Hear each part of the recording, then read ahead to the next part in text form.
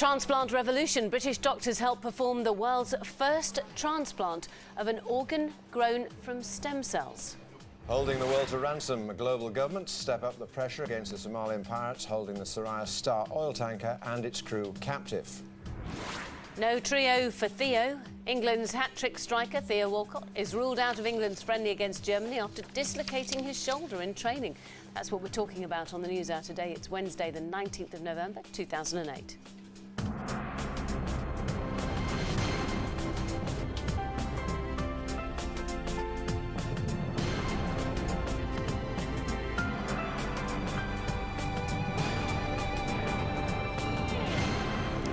Hello, good morning. You're watching the News Hour. It's 6 o'clock. Also this hour, fighting fat the American way, how Britain's heaviest teenager has dropped a massive 6 stone after just 10 weeks in an American fat camp.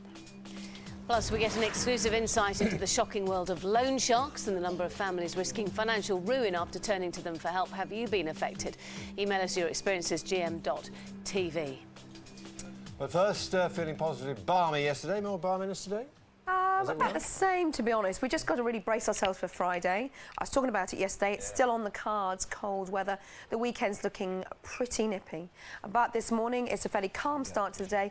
We've got some strong winds across central and northern areas of Scotland. More cloud across Northern Ireland, western Scotland, down towards Wales, as well as the West Country. But to the east, that's where the best of the weather will be today. Make the most of it. We're expecting some snow showers down the eastern side of the country as we head through the weekend. But certainly today, it's dry and fine with top temperatures coming in at the very best, just about into double figures, so not too bad at all, Penny. Thank you very much, Claire. Our top story today. Scientists believe they've made medical history with an operation which could revolutionise transplant surgery. They have given a 30-year-old woman an organ grown in part from her own stem cells. The risk of the organ being rejected is far less than with a traditional transplant. Marcella Whittingdale reports. Just months ago, mother of two Claudia Castillo was virtually bedridden.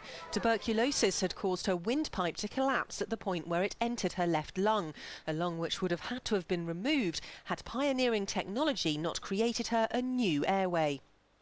Miss Castillo lives in Barcelona, but it was here in Britain where scientists produced cartilage from her stem cells, which was then grown onto the scaffolding of a donor trachea in Spain to create her new windpipe. The classical way to treat her would be to take off the complete lung and do a reconstruction of the airway with very high morbidity and mortality. As long as she stays in this health, I will be the most happiest doctor in the world. So far, there's no sign of the transplant being rejected, even though Miss Castillo's had no immunosuppressive drugs. It's the first time an entire organ's been grown from adult stem cells and successfully implanted. But experts predict in 20 years' time it will be commonplace. Marcella Whittingdale there. Let's catch up on the rest of the news. Here's Priya. Thank you, John. Good morning. Pirates off the coast of Somalia have hijacked a Thai fishing boat. It's the 8th vessel to be taken in the past 2 weeks. Meanwhile, negotiations are underway to secure the release of the crew of an oil supertanker, including 2 Britons, seized by pirates at the weekend. The ship is now docked off Somalia. Well, Richard Gaisford is outside the Foreign Office for us this morning. Richard. Yes, Priya, the British government appealing for the immediate release of all the crew on board the Sirius Star and keeping a keen eye on it here in the Foreign Office, not just because of the 2 British crew members on board, the chief engineer and the second in command, but also because this is starting to have a major impact now on international trade. As you say, a Thai fishing vessel captured overnight, and it really is starting to become something of a major worry for all shipping in that particular area as these pirates operate further and further off the Somalian coast. The Sirius Star was taken 420 miles off the coast, and the ransoms are getting bigger. It's generally thought that a lot of this money is now being ploughed back into terrorism, perhaps supporting Al-Qaeda operations across the world. Well, the Dubai-based company that owns Sirius Star, one of the world's biggest oil tankers, now in discussion, we believe, with those pirates, and the fee, the ransom for this could be as much as £10 million, reflecting the value of the ship and also of its contents, £100 million worth of oil on board. This really is something of an issue because of the international presence there. A lot of international warships involved with this, but they can't patrol an area as large as this and get to all of the ships that are being attacked, and the number of ships being attacked increases. The British will start to play a bigger role in this over the next few weeks and months as a British naval officer heads up a NATO task force just trying to deal with this and trying to get this problem under control. Richard, thanks. The leader of the far-right British National Party has called for a police investigation after a list of more than 10,000 of its members was posted on an internet blog. Nick Griffin said the publication was a breach of human rights and data protection. It's thought the list includes several police officers, teachers and members of the armed forces. The leader of Haringey Council has apologised for the failure of its child protection agencies to save the life of baby P. Councillor George Meehan was heckled at a cabinet meeting yesterday and faced calls from the Liberal Democrats to stand down. 3 doctors have confirmed that they suspected baby P was being abused, but no action was taken. Shareholders from Lloyds TSB will meet this morning to approve the rescue takeover of HBOS. It comes as union leaders call for a complete overhaul of the way that bank executives are paid. Tiffany Royce has the details. Bulging pay packets, bumper bonuses. A new report's revealed in the last 4 years, just 5 of Britain's biggest banking bosses have earned £52 million between them. Andy Hornby earned £6 million, Eric Daniels and John Varley £10 million, Stephen Green £11 million and Fred Goodwin tops them all with £15 million. Union leaders insist the huge salaries and bonuses made in the city contributed to the recent near collapse of Britain's banking system. They say bosses were effectively being rewarded for failure. We're calling on the government to remove their light touch approach and have proper regulation to ensure that anyone who's getting any reward within the finance sector deserves it and has earned it. Banking bosses have decided to forego their Christmas bonuses this year. Too little, too late, say the unions. As every week here in Britain, more redundancies are announced.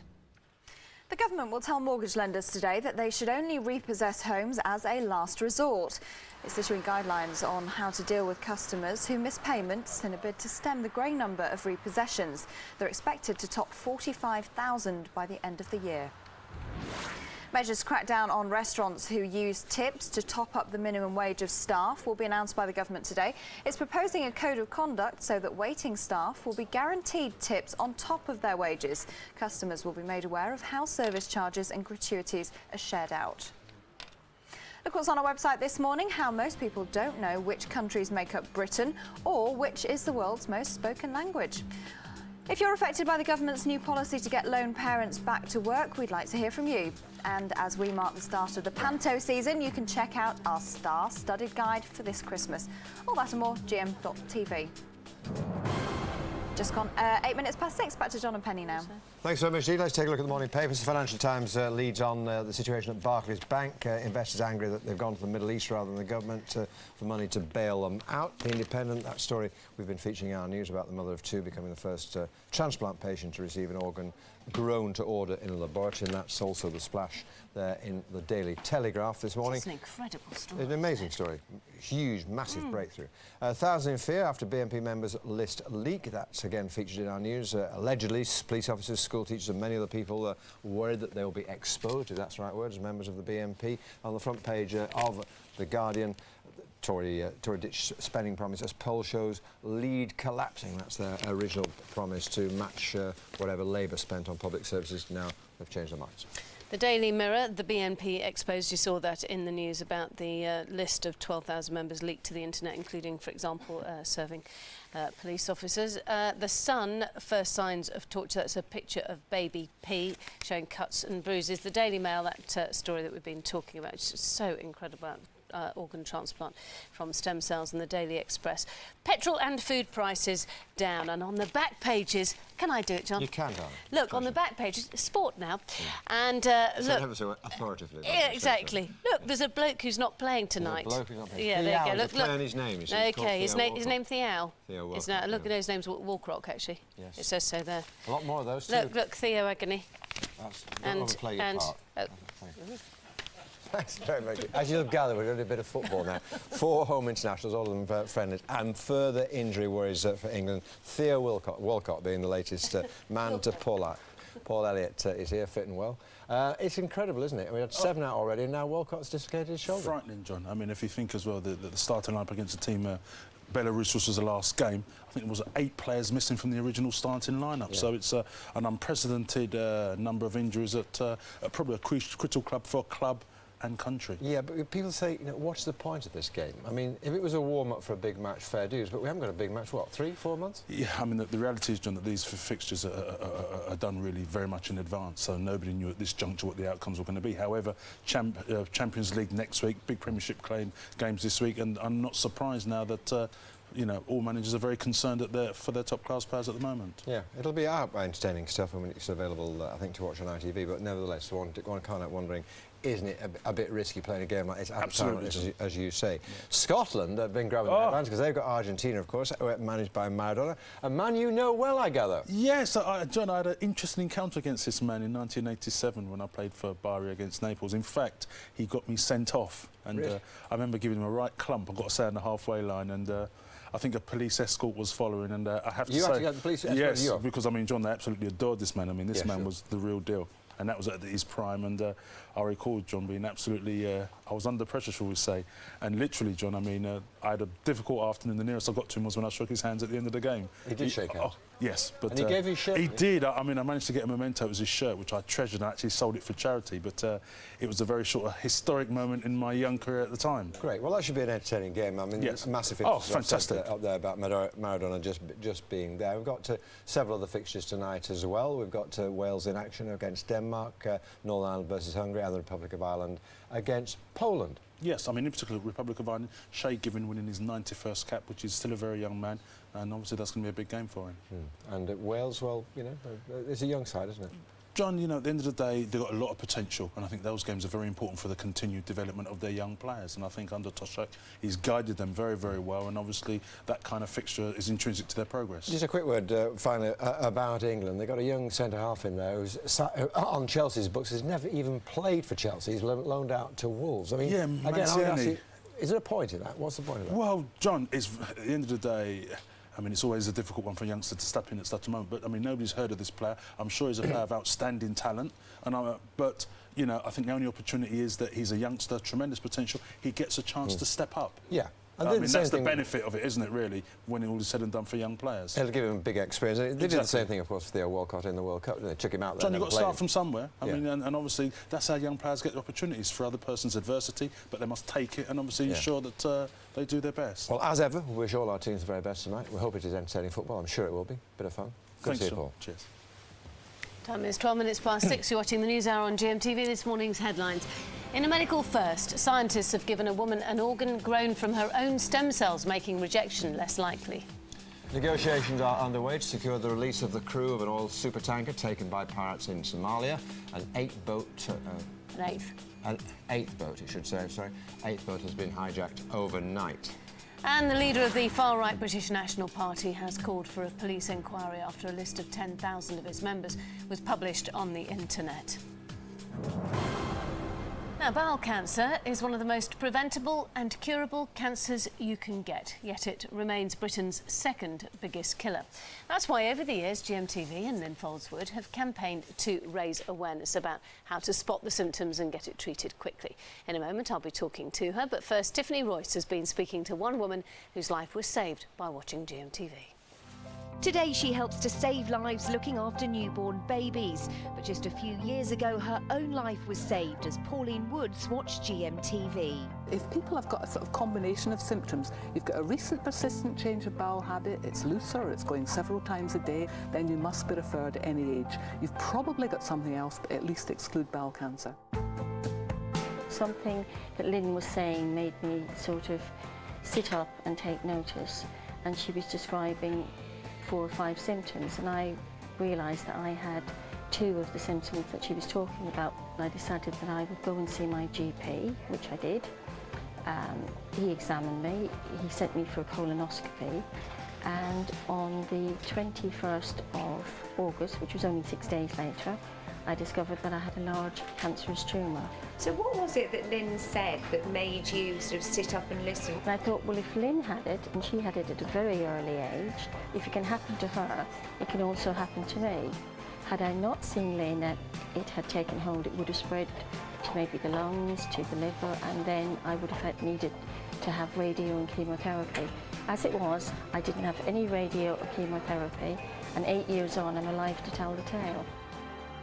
Pauline was there with a tale of how Lynn Foldswood helped save her life. Look dressed like that, I was going to say, looking ridiculous, if I might say so. I helped her spot the symptoms. We've done something called Dress Spotty Day, which is the 3rd Friday of November, and it's this Friday, and we want everyone to wear really silly, spotty things to work, and then everyone will say, why are you wearing spotty things? And you can say it's about spotting the symptoms, spotting of bowel cancers in your family, because it's very common, 1 in 10 families, and spotting if screening started in your area, because lots of places now you can get screening.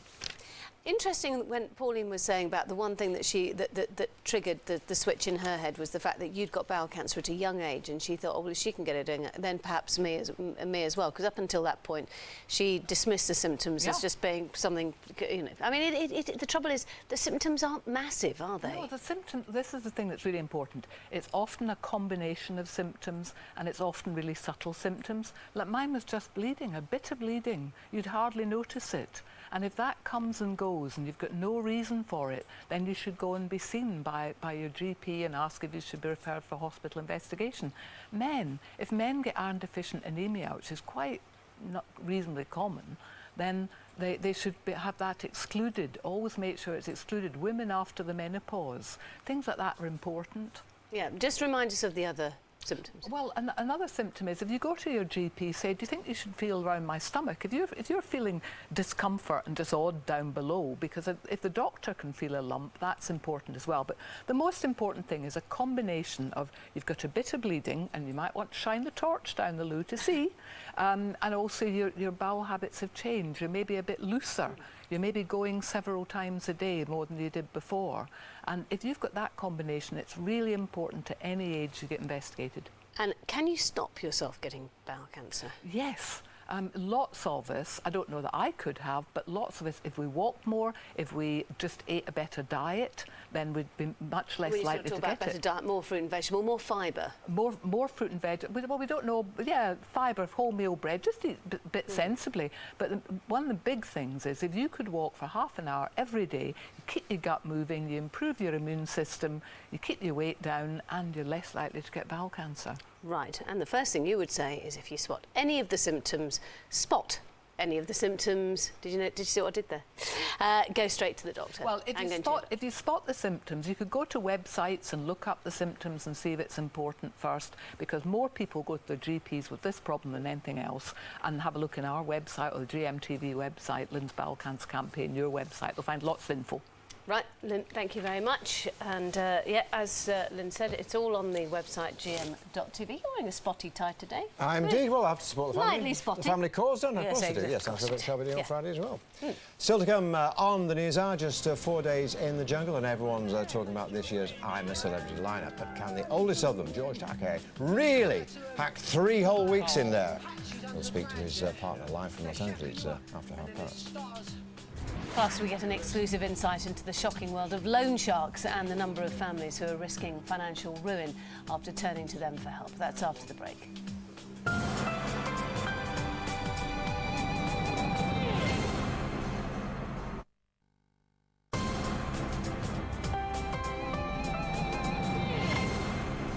Welcome back. As Christmas approaches, so for some people there's the need to borrow money, but with banks reluctant to lend, many are being forced to seek it elsewhere. There are currently 165,000 households in Britain relying on money from illegal loan sharks. Elaine Wilcox has been given special access to investigate the true extent of Britain's unlicensed borrowing culture.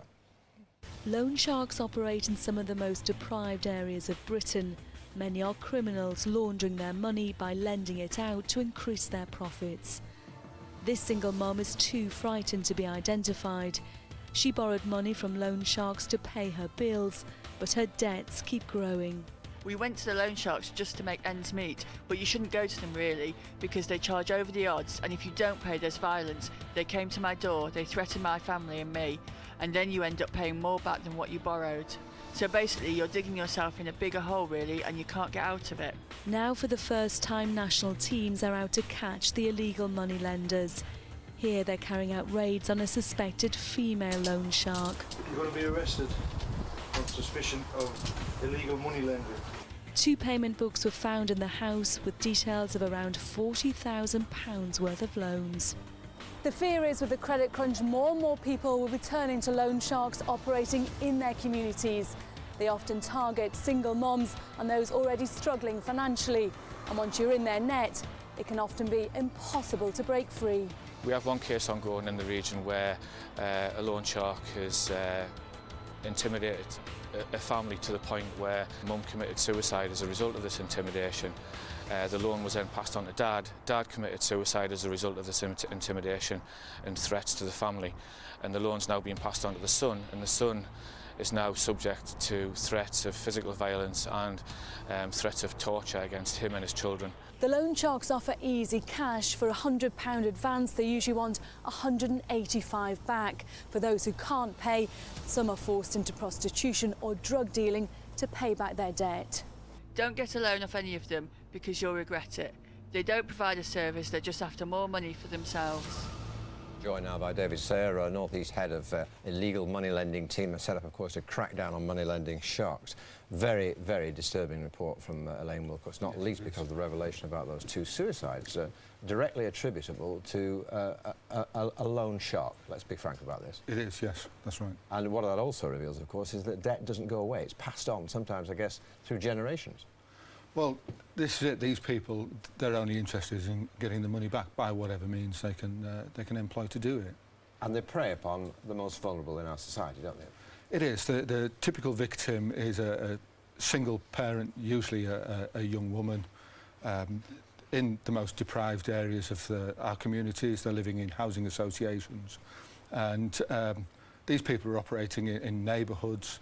They become known to people in the neighbourhoods, and friends, unfortunately, introduce them to victims without really realising. And they're illegal because they have no licence to lend money, That's right. and also they expose their victims to a situation in which they have no rights whatsoever, do they? Well, that's right. The loan shark is the one who has all the control. They hold all the documents.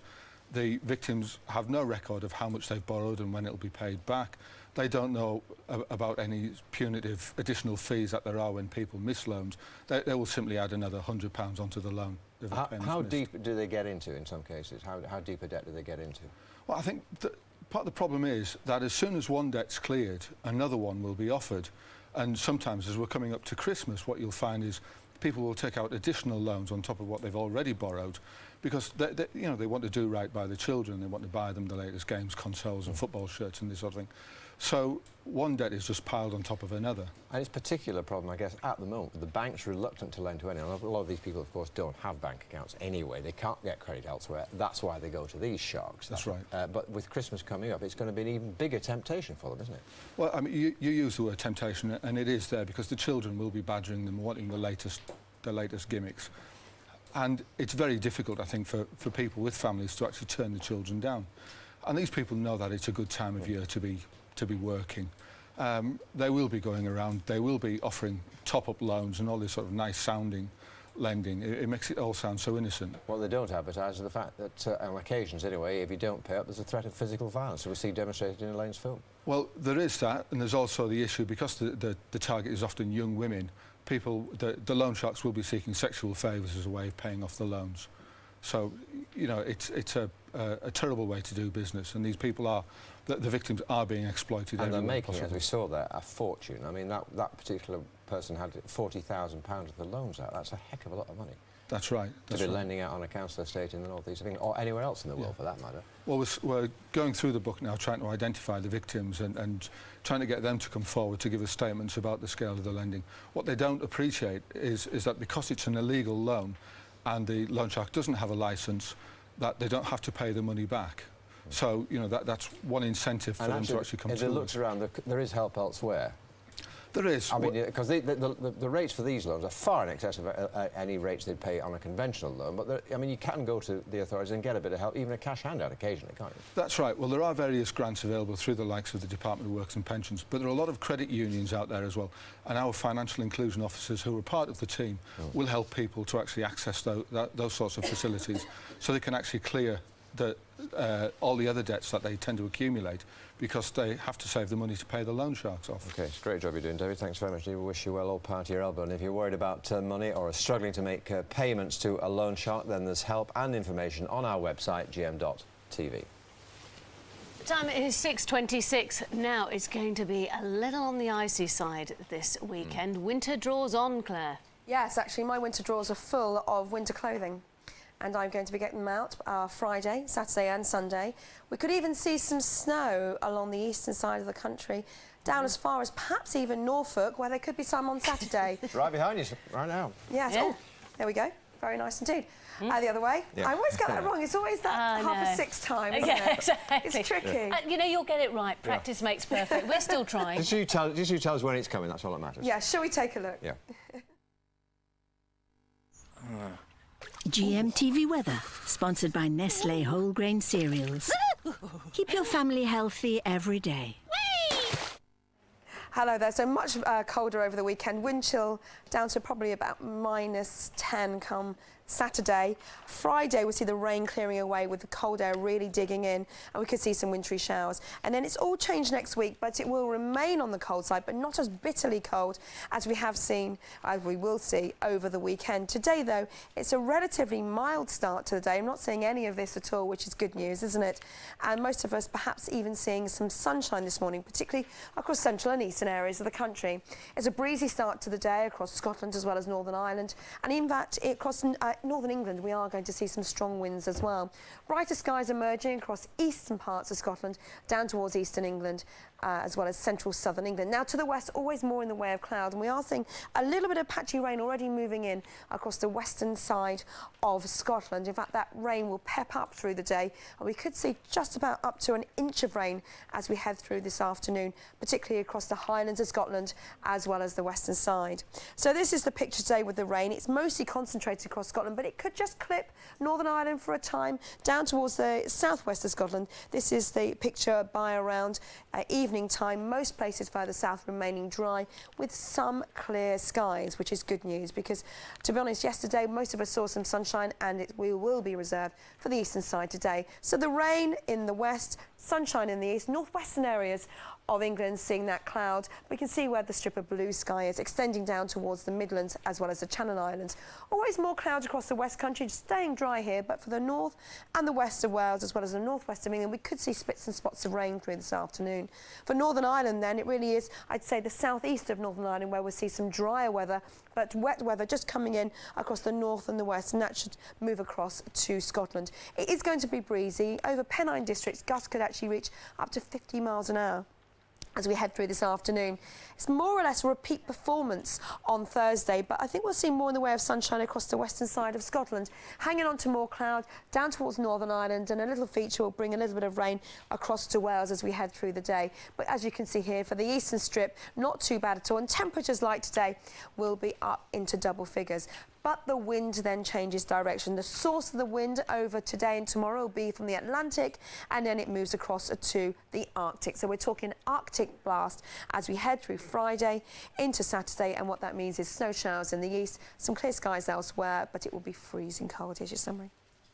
Get a 5-day weather update for your postcode on our website, gm.tv. Good morning, it's 6:29, it's Wednesday the 19th of November. You're watching the News Hour on GMTV. Yes, in the next half hour, as global governments step up pressure against the Somalian pirates holding an oil tanker and its crew captive, we'll talk to an expert about how international waters can be better policed. Fighting fat the American way, how Britain's heaviest teenager has dropped a massive 6 stone after just 10 weeks in an American fat camp.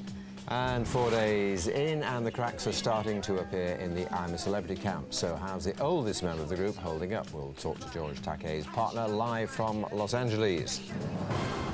First, scientists believe they've made medical history with an operation that could revolutionise transplant surgery. They've given a 30-year-old woman an organ grown in part from her own stem cells. The risk of the organ being rejected is far less than with a traditional transplant. Marcella Whittingdale has this. Just months ago, mother of 2 Claudia Castillo was virtually bedridden. Tuberculosis had caused her windpipe to collapse at the point where it entered her left lung, a lung which would have had to have been removed had pioneering technology not created her a new airway. Miss Castillo lives in Barcelona, but it was here in Britain where scientists produced cartilage from her stem cells, which was then grown onto the scaffolding of a donor trachea in Spain to create her new windpipe. The classical way to treat her would be to take off the complete lung and do a reconstruction of the airway with very high morbidity and mortality. As long as she stays in this health, I will be the most happiest doctor in the world. So far there's no sign of the transplant being rejected, even though Miss Castillo's had no immunosuppressive drugs. It's the first time an entire organ's been grown from adult stem cells and successfully implanted, but experts predict in 20 years' time it will be commonplace. From Marcella Whittingdale. Time is 29 minutes to 7. Here's Priya at the news desk. Thank you, Penny. Good morning. The far-right British National Party has called for a police investigation after a list of more than 10,000 of its members was posted on an internet blog. Gloria De Piero has just sent this report from City Hall, the home of the London Assembly.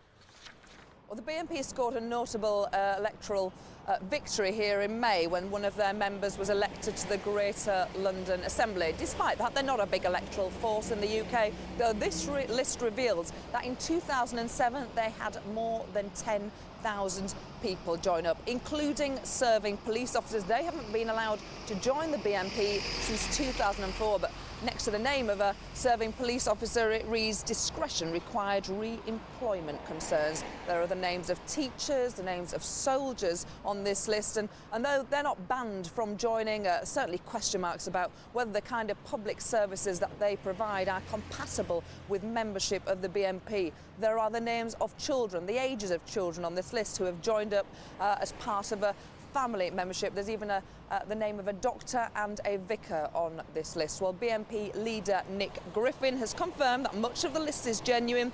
He has described the leak as a disgraceful act of treachery, believing that such a disgruntled former member is likely to be the source. Well, whoever is responsible for the leak, soldiers, police officers and teachers whose names are on this list will be fearful about their jobs this morning. The leader of Haringey Council has apologised for the failure of its child protection agencies to save the life of baby P. Councillor George Meehan was heckled at a special cabinet meeting yesterday and faced calls from the Liberal Democrats to stand down. 3 doctors have confirmed that they suspected baby P was being abused, but no action was taken. Pirates off the coast of Somalia have hijacked a Thai fishing boat. It's the 8th vessel to be taken in the past 2 weeks. Meanwhile, negotiations are underway to secure the release of the crew of an oil supertanker, including 2 Britons, seized by pirates at the weekend. The ship has now docked off Somalia. The government will tell mortgage lenders today that they should only repossess homes as a last resort. It's issuing new guidelines on how to deal with customers who miss payments. That's in a bid to stem the growing number of repossessions. They're expected to top 45,000 by the end of the year. Here's Jonathan Swain. Not every for sale sign means the owner wants to leave. Some are being forced out. It's a bright, sunny day here in Exeter, but inside it's a fairly bleak and depressing picture. Inside, they're holding a special repossessions court. 30 families today face losing their homes. These courts are now happening around the country. From today, new guidelines come into force which urge borrowers only to repossess as a very last resort. Hopefully it'll save this couple. They didn't want to be identified but are threatened with eviction after falling behind with monthly payments. Because of the credit crunch, their lender increased their mortgage from £900 to £2,000 per month. Well, a middle-aged lady who lives in one of the houses behind me is also threatened with eviction. She lost her job and she only missed 2 monthly payments to her mortgage company, yet they're completely unsympathetic. They're only interested, she says, in taking her house from her. Theo Walcott is the latest casualty to be ruled out of England's friendly match against Germany in Berlin tonight after dislocating his shoulder in training.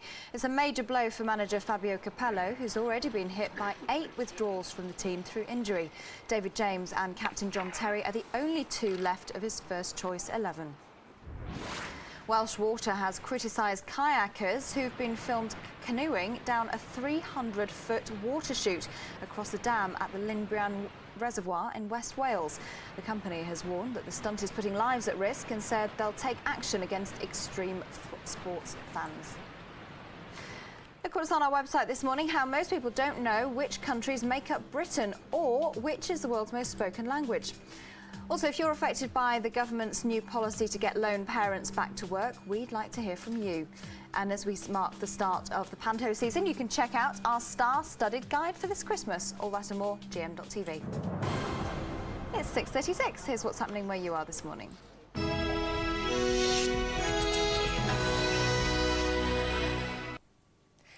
Thanks, Priya. Good morning. The main stories here in the northwest. Lancashire Police will today make a national appeal to catch a man wanted in connection with an armed bank robbery. The raid took place at the Royal Bank of Scotland on Talbot Street in Blackpool in August. The offender threatened and then robbed the security guard before running off with the cash. Police want to speak to 43-year-old Russell McVicker, the son of a notorious armed robber in the 1960s. A murder investigation is continuing this morning after a man's body was found at a flat in Fleetwood. Police were called to an address on Hatfield Avenue early yesterday morning. They found the man, who's believed to be in his 50s, with severe head injuries. Detectives are questioning 3 men about the death. HMS Liverpool is in Liverpool today. The ship, one of the city's European Capital of Culture ambassadors, is back in the UK after a 7-month deployment. It was built at the Camel-Laird shipyard in Birkenhead in 1982. Actor Patrick Stewart's opened a new multi-million-pound media centre in Oldham. The £5.5 million state-of-the-art building was opened at the University Centre Oldham. It's part of the University of Huddersfield, where Mr Stewart is Chancellor. It'll specialise in multimedia and performance arts degrees. Well, on to sport now, and non-league Droylsden are celebrating a famous FA Cup win. They beat Darlington 1-0 in last night's first-round replay to set up a trip to Chesterfield. Barrow, Fleetwood, Stockport and Rochdale also made it into the second round, but sadly Altrincham lost 4-2 on penalties at home to Luton. Ricky Hatton's mother and girlfriend will join hundreds of fans flying out of Manchester Airport this morning ahead of this weekend's big fight. The hitman defends his IBO light welterweight title against Paulie Malignaggi early on Sunday morning. Hatton will take on the American at the MGM Grand in Las Vegas, the scene of his one and only defeat. Well, now let's see what the weather's like for the rest of today. Here's John. GMTV weather is brought to you by Olbus Inhaler. The power to breathe, whatever the weather. Good morning. I think we were spoilt a little bit yesterday. More in the way of cloud around today. There will be some brightness in Pennine areas, Derbyshire, Cheshire, but that cloud will thicken up during the day. 1 or 2 outbreaks of rain and drizzle down the Lancashire coast, the Isle of Man, North Wales, the Wirral. Top temperatures 11 Celsius and winds freshening from the northwest. Well, that's the news for the northwest so far this morning. I'm back in around half an hour's time, just after 7. But now we can return to Penny and John at GMTV. For now, goodbye.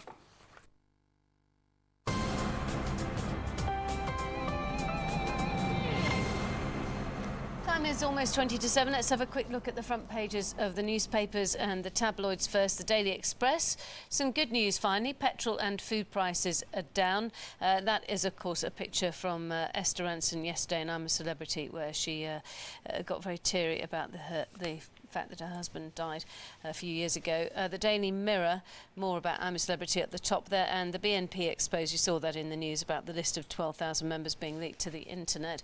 The Sun, haunting portrait of baby P showing cuts and bruises, the first signs of torture it's talking about, particularly pointing to this area here where it's cut and bruised. And the Daily Mail, in a world first, this woman's stem cells were used to create a life-saving body part, the first step to grow your own organs. And that story featured on the front page of The Independent as well, and indeed on the front page of the Daily Telegraph as well, it might, because it's an amazing medical breakthrough. Financial Times prefers the story or situation at Barclays Bank, where their shareholders are up in arms about the fact they've gone to the Middle East rather than to the banks to bail them, rather than to the government to bail them out. The Guardian leads on the Tories' decision to ditch their spending promise. They're going to match everything Labour spent, but now they've changed their minds on that one. And at the top there, you've got patrols out in Somalia. Yes, it is looking for the pirate gangs in Somalia that have captured these super pointy bit at the well, front. we're going to be seeing a bit more of that in the studio in just a tick. That's also featured on the front page of the Times. Troubled waters, Somalia pirates strike again, and diplomatic efforts are continuing this morning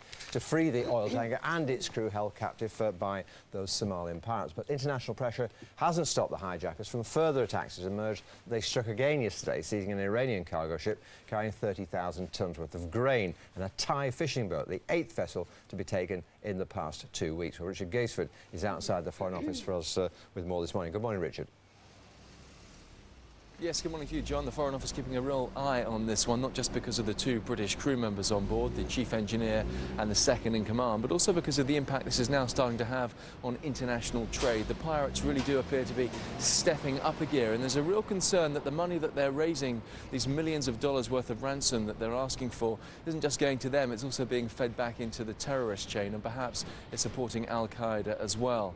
The Sirius Star is now moored off the coast of Somalia. It was taken some 420 miles off of the coast, so these pirates now operating in much deeper waters, much further away, and they really seem to be getting some support now as well from somewhere else on shore as well, and it's really thought that perhaps that at this particular point in time there's 17 vessels that are being held off the coast with some 250 crew just waiting for the ransoms to be paid. Well, this morning we've heard that the ransoms themselves, the pirates themselves are starting to ask for money. It's thought that they could be asking for somewhere in the region of £10 million, which would reflect not only the value of the ship, one of the biggest oil tankers in the world, but the £100 million worth of oil that's on board, John.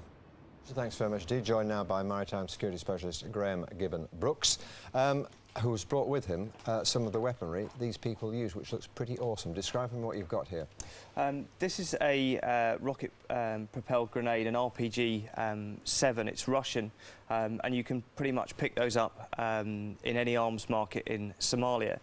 This here is an AK-47 assault rifle. Both these examples have been deactivated, so it's safe to have them in the studio. The way that the pirates use these is to shoot them at the bridge of the ship. Now, Sirius Star, the ship that was taken on Saturday, wouldn't really have had a choice but to stop. Aside from the fact they're shooting at the bridge, the vessel is an oil tanker. There are very, very strict rules about naked lights and smoking on the upper deck of these things. So obviously having explosives land on the upper deck will bring the master very quickly to the conclusion they have to stop. These people know what they're doing. This started out years ago as just hijacking fishing boats for their fish, and it's progressed and progressed to the point where I am told now that they have been paid somewhere in the region of $100 million by people who just say, OK, fair enough, and pay up straight away. This is very big business in a country where you can't get food reliably. They were originally starting with ransoms of hundreds of thousands of pounds, and they get more and more savvy. We've seen already the ransom demand issued for Sirius Star is $135 million. No doubt they too have read the media and listened to the value of the cargo, and that's why the ransom demand is quite so high. And what, if anything, can people do? I mean, is the answer to put armed guards on board these boats? Is the answer to diplomatic pressure? Although you can't, there's no diplomatic relations with Somalia, is there? There's not much or anyone in Somalia can do about it. No, to be honest, Somalia is a country in name alone. It's split into various different clans. So essentially, you've no one to talk to. The answer is to sort out Somalia, and what we're seeing at sea is a manifestation of the problems ashore. What can governments do? Well, they're doing everything that they can. They've sent as many warships as is prudent. But this is a massive area of sea. I mean, you couldn't. Can they mount an attack on them? I mean, could the special forces mount an attack on one of these boats? They can act preemptively, but once on board, once the pirates are on board, it's very unlikely that we'll see a physical assault. Why is that? Simply because there are so many pirates, the vessel is so big, but more importantly, there is no demonstrable threat to life. There is no obvious reason to risk the hostages even more. And it would take a huge airborne operation, would it?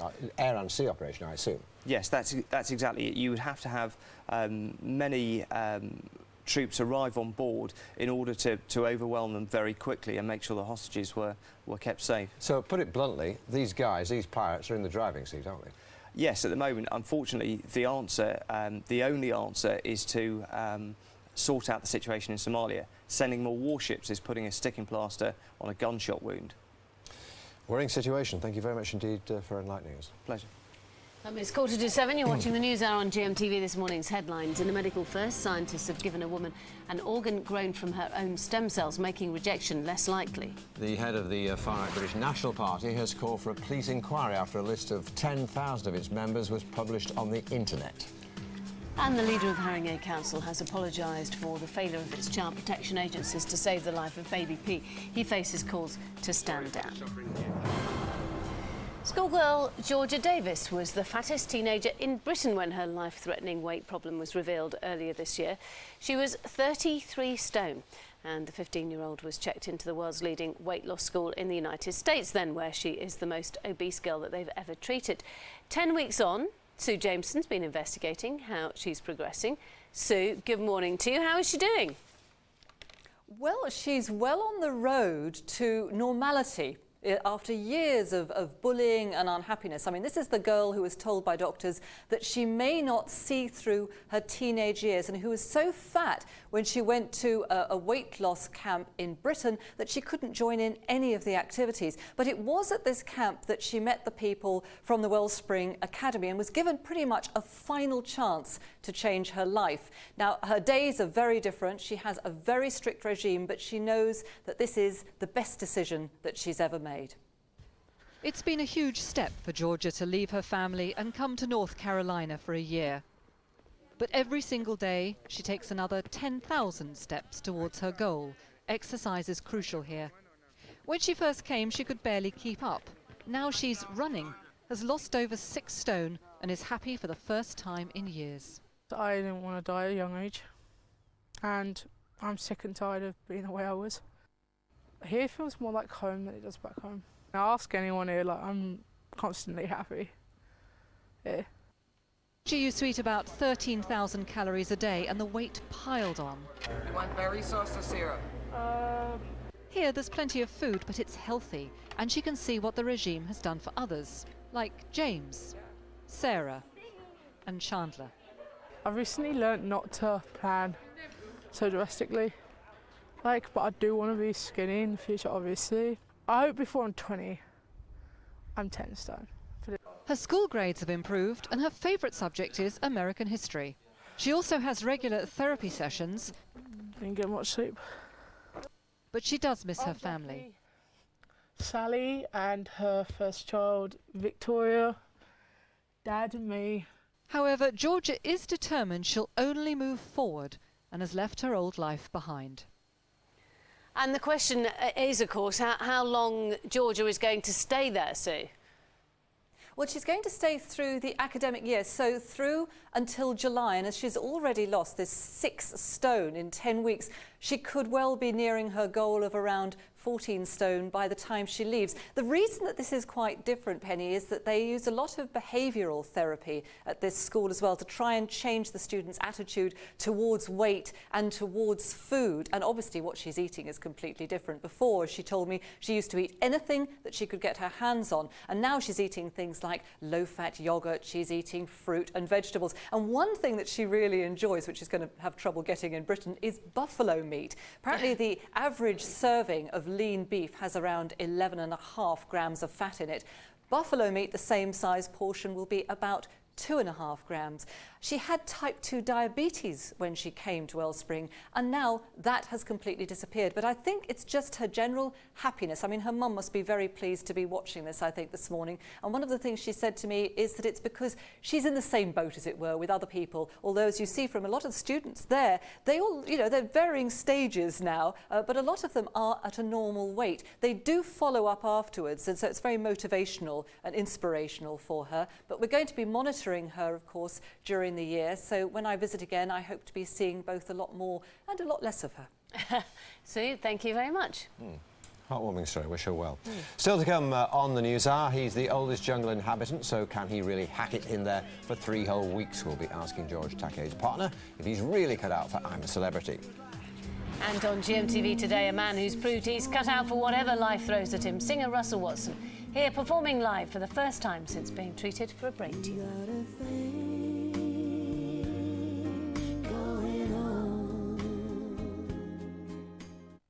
The challenge will be tough. It's not always easy supporting England. But we're strong. They've got nothing to fear. And once again, Germany will be our stomping ground. Cut apart again by a rampant England. Germany v England, live tonight from 7:30. Kicks for free on TV, mobile and online.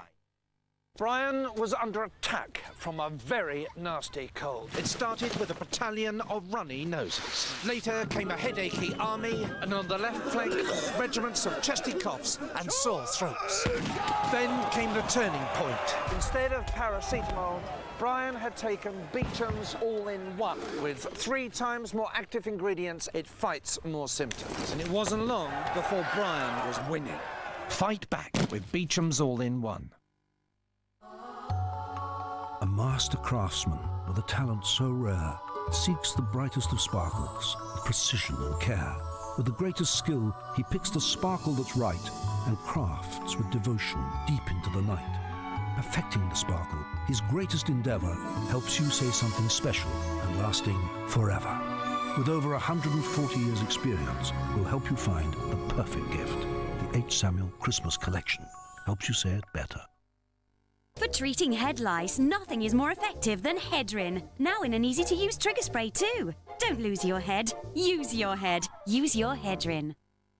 I find vitamins so confusing. Luckily, with Bassett Soft and Chewy, taking vitamins every day is easy. Bassett Soft and Chewy. Taking vitamins doesn't have to be hard.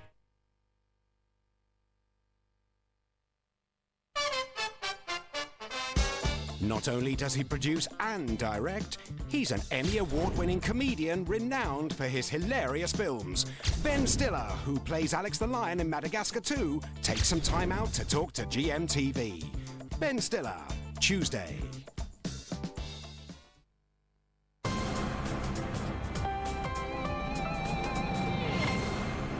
Time is 6:52. 4 days in, and it's all most of us can talk about. I'm a Celebrity.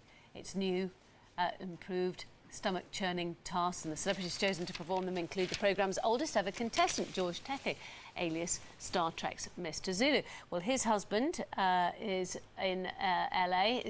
His husband, Brad, joins us now from LA. Good morning to you. No, he's not there. Oh, no, There's he's quite not a lot there. of emotion last night, I gather. What a shame. Pearl Lester in tears, Yes. I gather. She was talking about her husband, Desmond Wilcox, who died a few years ago, and obviously still a very raw issue for her, understandably so. But it was lovely how the other 2 girls actually, you know, gathered round and suddenly sort of thought, oh God, maybe we've been a bit too enthusiastic about our own partners and everything.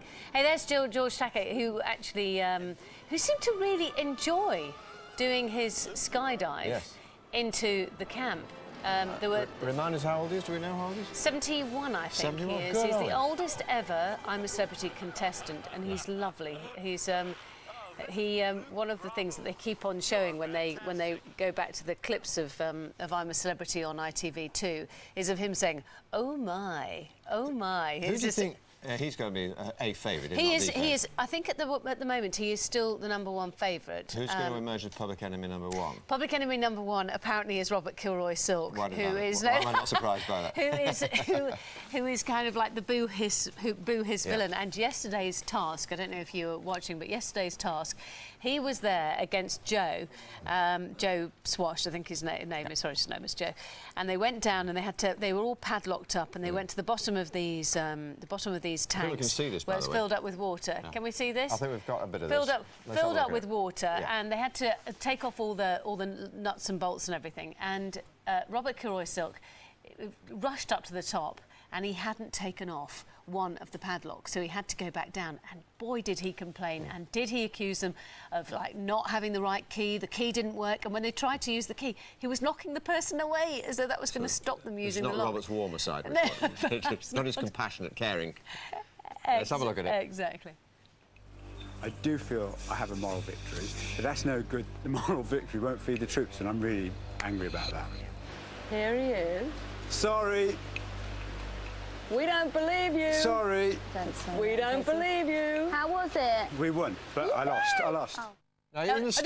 Did you notice that? Sorry, did you Sorry. notice what he said there? I won, but we lost. Yeah. Well, no, he didn't win. You see, this is the point. He didn't win. He didn't win because of the fact that he rushed up without waiting for all the keys to be used, and then he said. It was very funny. Anyway, the sad thing is we were hoping to talk to Mr. Sulu's husband, Brad from LA, but sadly, complications or whatever. In the series, I mean, how do you rate this compared to the others? How do you rate this one? I'm really enjoying it. I'm really enjoying this one at the moment. Yeah, probably. Yeah, there's a good mix of contestants, and it's quite interesting. There's lots more on the website actually that you can look at. Someone I was talking to the other day said GMTV. it's fascinating. So you see this bunch of characters, you think, well, why do I care about any of them? And within a day or two, you're locked in because the aspects of their character emerge, which make you either love them or hate them.